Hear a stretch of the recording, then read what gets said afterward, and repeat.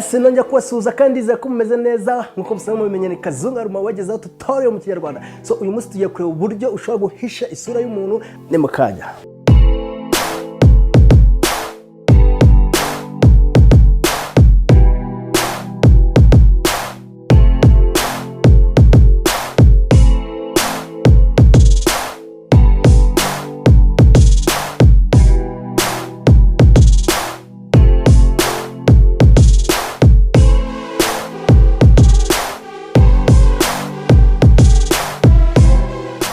Yes, ndongera ndagarutsaho ngiye kuberekera uburyo ushobora kubraringa cyangwa se guhisha isura y'umuntu udashaka ko abantu bari bubone video yawe baza kumenya uyo muntu. So icyambere wanza gukora ufata ugakopia iyo image yanjye niyi, ushobora kugira copy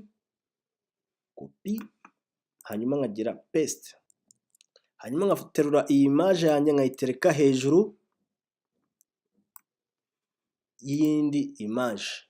So icya kabiri ukora uraza hano kuri effect, hanyuma ukaza hano kuri video effect, hanyuma ukaza ugashaka ukingiramo hano muri blurry shape, hanyuma ukaza ugahitamo iyi Gaussian blurry, hanyuma ukayiterura ukaza ukayitereka kuri image yawe ya mbere, hanyuma ukayituza hano kuri effect control, hanyuma ukaza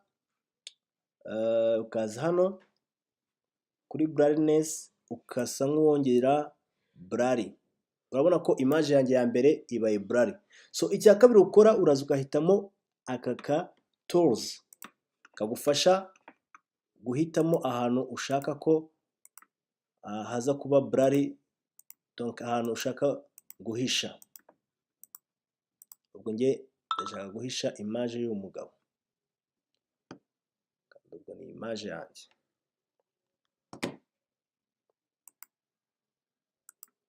Yes, iyo urangije kumaskinga aho ushaka guhisha, icya kabiri ukora ni iki, uraza ugaplayinga hano. Nuvuga ngo iyo playinze hano bita biba automatic, ira mask igenda ikurikira image ahantu wagize ahantu udashaka ko hari bugaragare. So ugategereza process ikabanza ikarangira.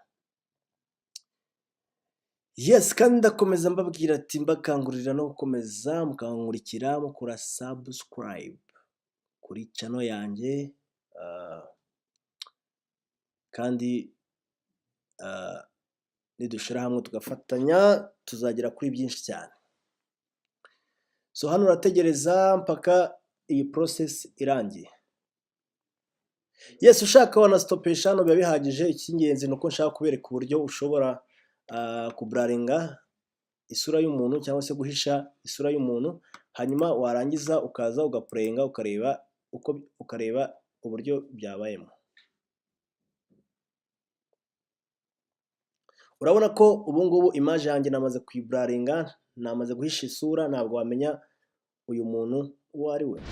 Yes, ndabashimira abantu mwashoboye kureba iyi video, kandi ndabasaba gukomeza gukora subscribe, kandi mba mufite igitekerezo wakwandika munsi, kandi ndabasaba gukomeza gukora share.